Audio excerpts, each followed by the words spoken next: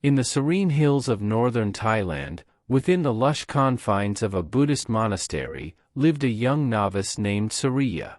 Suriya had joined the monastery as a teenager, inspired by the peaceful demeanor and radiant smiles of the monks during his visits. However, as the years went by, Suriya struggled with a formidable opponent, not external but within himself, laziness. Each morning, as the temple bell tolled before sunrise, calling all monks to meditation, Suriya found himself wrestling with the urge to stay wrapped in his modest bedding. Where his fellow novices saw an opportunity to cultivate mindfulness and discipline, Suriya saw mundane routines that stirred a rebellious laziness in his heart. One chilly morning, after repeatedly failing to wake on time for the morning chants, Suriya was called to the abbot's simple, yet profoundly peaceful quarters. Abbot Arthit was an elderly monk, his face etched with the wisdom and serenity of decades spent in contemplation and service. He had a kind demeanor but a sharp insight into the hearts of his disciples. "Suriya," began Abbot Arthit, his voice as calm as the still pond beside the temple, "I have noticed a cloud of lethargy shadowing you. What burdens your heart?" Embarrassed, Suriya confessed his ongoing battle with laziness. He felt ashamed discussing this in the presence of the abbot, who seemed to embody boundless energy and dedication. Abbot Arthit listened intently, nodding understandingly. He then shared an ancient story from the Jataka tales, where Buddha, in a past life as a young student, learned the value of diligence through a simple but powerful encounter with an earthworm. By observing the earthworm's persistent effort to move through the soil, the student realized the virtue of perseverance and transformed his approach to his studies and duties. Inspired but still doubtful, Suriya asked, "How can I, merely a novice, gather the strength to overcome my laziness?" "It begins with understanding," replied the abbot gently. "In our philosophy, laziness is not just a habit, but an affliction of the mind. It is a form of suffering that arises from attachment, to comfort, to ease, to the status quo. To overcome it, one must first see the impermanence of such states." Determined to change, Suriya requested guidance on practical steps he could take.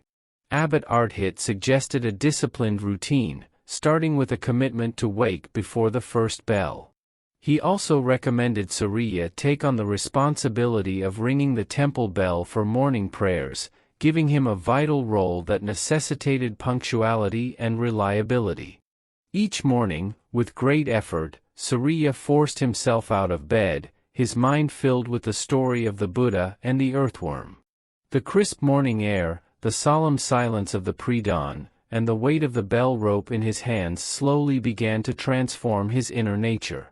Each clang of the bell echoed like a victory in Suriya's heart, marking his progress against his former self.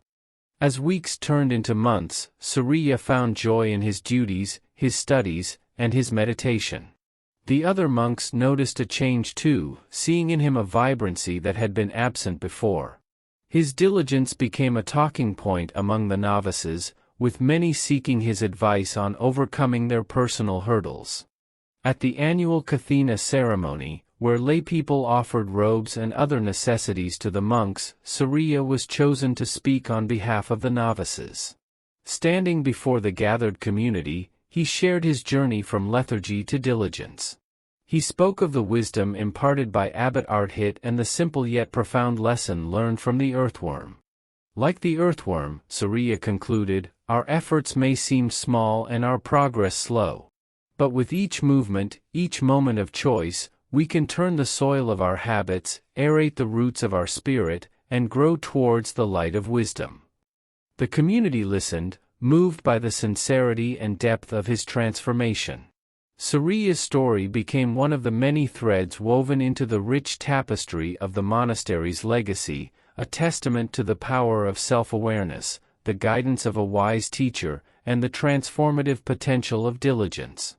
In the tranquil confines of the monastery, as Suriya rang the bell each morning, he no longer felt the weight of laziness. Instead, He was filled with a profound gratitude for the teachings of Buddhism that had shown him the path out of his own internal struggle, guiding him towards a life of purpose and fulfillment. Finally, the Zen Master team is dedicated to exploring meditation, spiritual growth, life, philosophy, and mindfulness, with the goal of bringing you inner peace and inspiration. Don't forget to subscribe and activate notifications to join us on this enlightening journey. Together, let's cultivate a mind that is both calm and joyful.